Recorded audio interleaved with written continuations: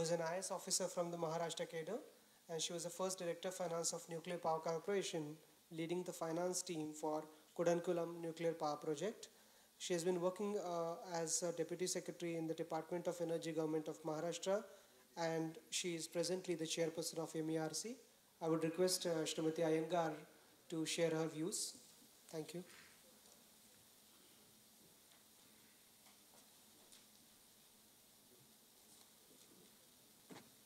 Honorable Kirit Somayaji, Mr. Gatre, Mr. Radhakrishnan, and friends present.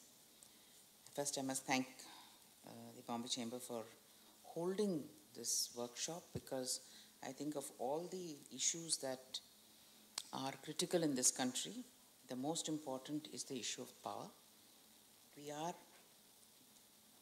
When we talk of making in India, when we talk, as Kiritji has said, of taking India into the 21st century as a superpower, the most important thing that this country has to do is to build and concentrate and strengthen its infrastructure. And power is the mother of all infrastructures. There is no infrastructure that can develop without power. So I think that the enormous focus that is being made by this government on the power sector is not only necessary, but very well timed. And all of us who have worked in or are working in the power sector are looking forward very keenly to the effect of the next generation reforms in the sector. I would like to mention that any legislation is a living organism. It grows with time. In the context of legislations, the Electricity Act is a baby. If you look at the criminal acts like the CRPC and the IPC, they are 100 and something years old and they are growing. Every time we amend it, they grow. And as Kiritji has said, only movement is life. Stagnancy is always death. So every act has to be consistently amended, it has to be improved upon, and it has to change. It has to change with times, with technology, with new knowledge, not just of technology, but issues like accounting principles, issues like human resource development, issues like training. As these change, the act has to change to accommodate it. And in all of this, transparency becomes the most important factor. I have about 10 minutes at my disposal, so I will very quickly run through what I feel. You've said takeaways. I still think we are not yet in a position to take away anything. As Kiritji has suggested, right, this is the time when we are inputting into the act. And I would request that all of you take it in the spirit of inputting, because the Standing Committee on Power is genuinely working to create as perfect a document as they can, and we have all seen their efforts. So we are sending our report as the MERC to the Standing Committee, but my request is only this, that in the covering letter from the committee, this is something that must have been done by the British and left there, but there is that last line that says that whatever you send, do not share with anybody else, it will be considered a breach of parliamentary privilege. So we had planned to send it to only ERCs, because as chairpersons and members of other commissions, we are talking to each other saying, if you have a solution for my problem, let us not repeat it. But now, because of that line, we are not able to share our reports. I would request, sir, that could be perhaps removed so that our comments on this could be put in the private. Please allow me, it is a protection to you. It is certainly, let me tell you, because your observation, experience, otherwise you won't be able to talk in front of those people. Not I'm talking about here. So it is to protect you. Interaction, discussion, debate is one thing. We want bold suggestions from you. Thank you, sir. We will certainly try to live up to your expectations. So I would like to take 5 or 6 main issues without going into the details. Our report to the Parliamentary Committee will, of course, walk down all these issues in grave detail. But I think the first thing that we need to really point out, perhaps in a preamble, perhaps in some way or the other, is what are the lacunae of the existing Act today, 13 years after its, 15 years, whatever, 12 years after its enactment. There are lacunae. There are inherent lacunae because there was no experience at that time. And there are lacunae because things have progressed. And therefore the current, the dress does not fit the growth of the body. I mean, it's something as simple as that. So I think one of the first things we need to identify is what are the lacunae in the current Act? And how are we trying to, and are we adequately filling those lacunae in the new Act? That is the first question which we have tried to ask ourselves. I'm sure all of you are doing the same. The other thing that and then the existing Act, how are we implementing it? Are we actually implementing it in the letter and spirit? Or are we unable to understand the intent of the Act? If you see the number of appeals that keep going from almost every regulator, it's not just us. Maharashtra is unfortunate that, or depends on how you look at it, this state has got every problem that the power industry can possibly have, this state has. There are states which are blessed with absolutely no private utilities, so there are no cases. There are states which have perhaps a limited number of renewable energy options, so there are very little cases. I have chairpersons who tell me that, look, we sit in court maybe once in 15 days and okay. We sit in court, now we have sort of streamlined it to twice a week and we hear 5 or 6 cases every day. And it just goes on, and when in peak period like now we hear 5 cases 5 days a week, it still is an unending thing. So the thing is, this country is a very, very varied country, and therefore it is necessary to take care of local peculiarities, local situations. We cannot have one size fits all, not in the power sector, because the power itself is very, very area specific, very, very fuel specific. And the problems that arise from that have to be independently looked at and independently consciously addressed. Otherwise, you cannot apply norms which are applicable to fossil fuel to renewable energy, or vice versa. I mean, I see many familiar faces here, so all of you really know what I'm talking about. I will not go down that path in detail, but the considerations, I mean, for example, one of the key issues of renewable energy is the complete lack of stability of that power. And if we want India to become like Bombay, islanded from voltage fluctuation, forget load shedding. Mumbai, we don't know what a power stabilizer is. Live in Delhi and you'll know what it means. Voltage fluctuation is a huge issue. So, stability of the grid.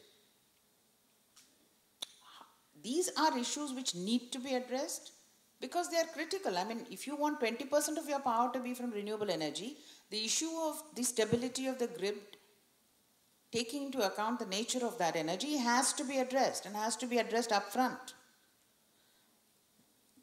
Some of the key problems, I mean, on the issue of the tariff, while I am in complete agreement with the chairperson that there are issues of corruption, there are issues of transparency, and I think we all work towards solving those problems. There are some very actual problems.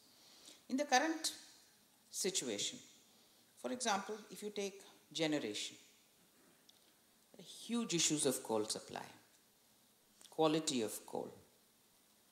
I see people in the generation business in front of me. I don't even see them nodding, but I'm presuming you agree with me. And with coal comes transportation. I'm not going down this point because the issue of domestic coal, imported coal, cost of tariff due to that is all being discussed at a very high level in this country, so they will at some point take an appropriate decision. Issues of transport, inadequacy of transport. There are just not enough railway links for transportation of coal to all the power suppliers in the country.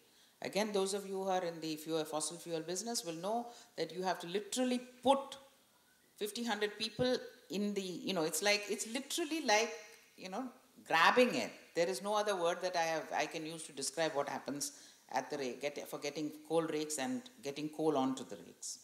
These are issues that need to be streamlined. It cannot be that the person who's got the money and the manpower can get the first round of coal and the person who doesn't. You see, there are two kinds of power that works. I'm not using power in the sense of urja. If you have money and manpower, you can go and get yourself 10, 15 rakes. If you're a government utility, you can also get yourself 10, 15 rakes. It's different buttons that have to be pressed, shall I say. But the fact is that this is a problem. It should be streamlined so that nobody has an advantage over anybody else. There is some system that works which ensures that power is produced and delivered. Transmission. There is total difference in the laws on right of way across this country. Every state has a different law. And very often as in ERC, it is quoted to us. Madhya Pradesh mein ye kar rahe hain, yahan pe ye kar rahe hain. The fact is that is not the law of Maharashtra. And we are not able to therefore give the transmission company that benefit. Uniformity of what happens when Bombay, I will come to Bombay in a minute because we are a city which is seriously suffering. But issues like uniformity on right of way for transmission lines has to be addressed. It cannot be left to some young collector or some deputy collector at the field who is at, there are other issues that he's dealing with. Forest land. Those of you who are trying to set up transmission lines to get your power from your generating unit just outside, you're stuck in forest land for years. What happens if a transmission line needs to come through forest land? Can the Forest Act not be amended? Or just say no, if it's coming through the forest land, then you just don't put up a transmission line. But we have to take a conscious call on this. I mean, balance forest land versus transmission lines. This is not a call that we can take. This has to be a legislative call and it has to be taken. And this has to be taken common for the country. That's on distribution, issues of collection. I would here definitely make a distinction between the private distribution companies and the public distribution utilities. In fact, I find that after having made all the changes, there is this little line that says in every area you must have one public utility. I think that is your whipping dog for all purposes. The point is,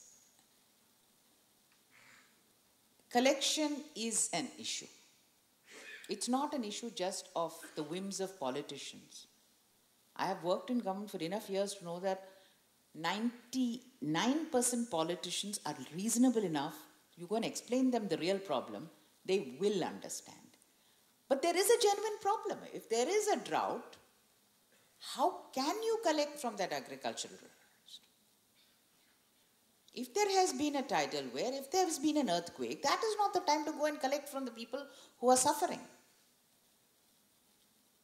This, unfortunately, falls on a public utility.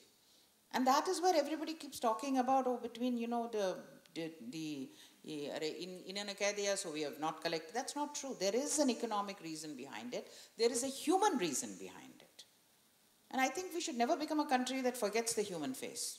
Certainly, I would not like to participate in any action where that is forgotten. That is the ultimate reason that we are all in our working. On the implementation, I think, and I would really request, sir, the issue of appeals. We have in the 2003 Act, we have taken the judicial systems as a norm. But the regulatory system and the judicial system has a difference in the sense that crime is different from regulation. Now, as MERC, I will say, whether it is the state utility, whether it is the private utility, I must only issue a judgment if it is up today. Tomorrow morning there's an appeal in the APTEL. Now, APTEL in its kindness never gives stays, but the matter is an appeal, so the parties will tell us it's an appeal. Now, if I say stay mil gaya kya, agar stay nahi mila to please implement. Nahi madam, wo to hai na, appeal mein hai na, sub judice hai. So, It is not sub judice in the sense of criminal, you have to distinguish between these lines. Because this is regulatory, every day is money. And the reason these regulatory acts are coming in is because we want to ensure that the economy turns over.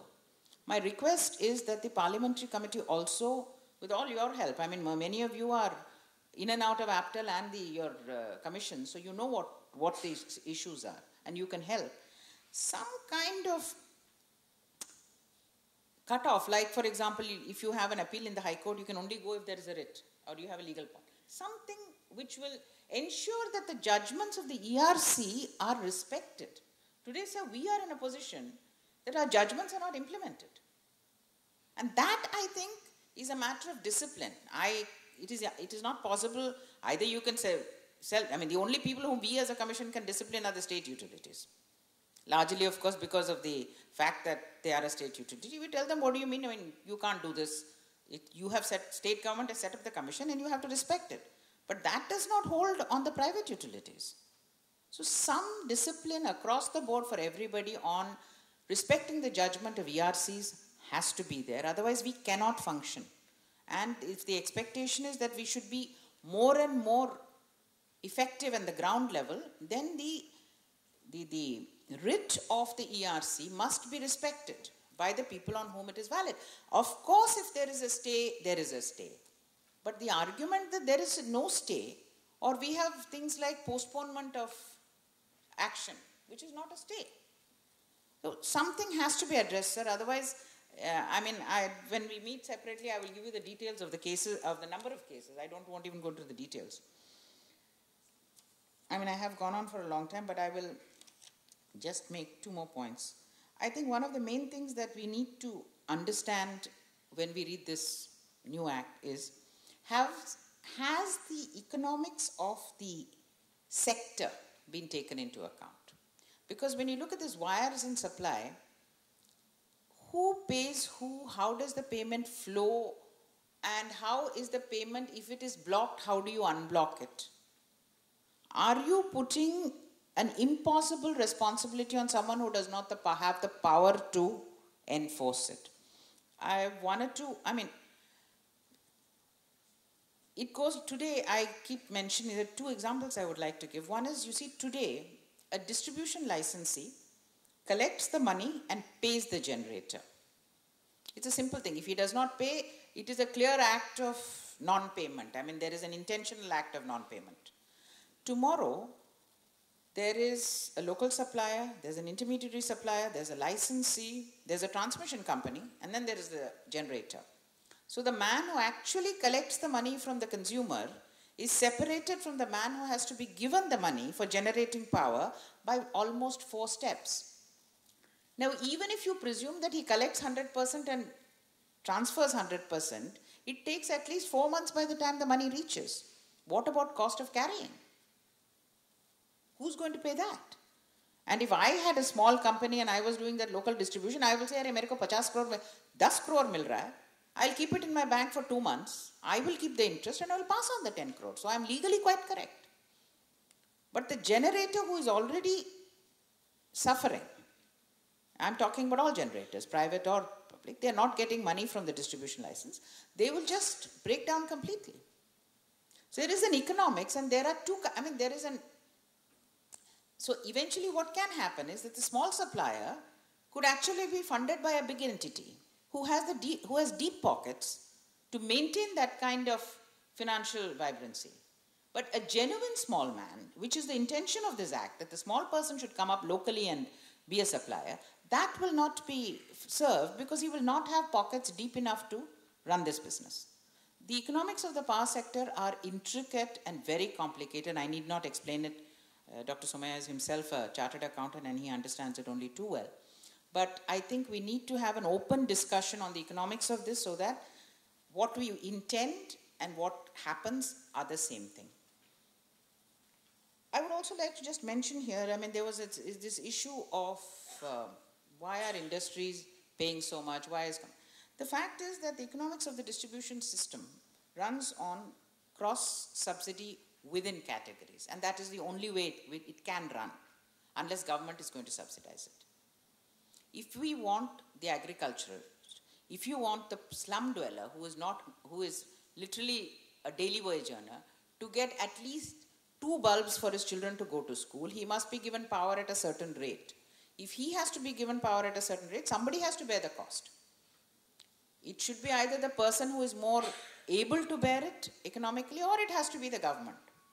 But this, the marrying of humanitarian and social goals of the government with the economics of the power sector has to be addressed upfront and very, very openly. Saying that, yes, I'm sorry, if I can afford to have 5 air conditioners in my house, I need to take on a little load of the man who cannot afford to have even 1 fan in his house. And I personally feel that we as a society need to address this openly without any hesitation. To think things more different, there is a difference between the public utilities and the private utilities in many ways. These differences have to be either addressed or redressed, whichever way you want to look at it. But we cannot ignore that difference. I mean, supplying power in a city like Mumbai or Chennai or Delhi is very different from supplying power from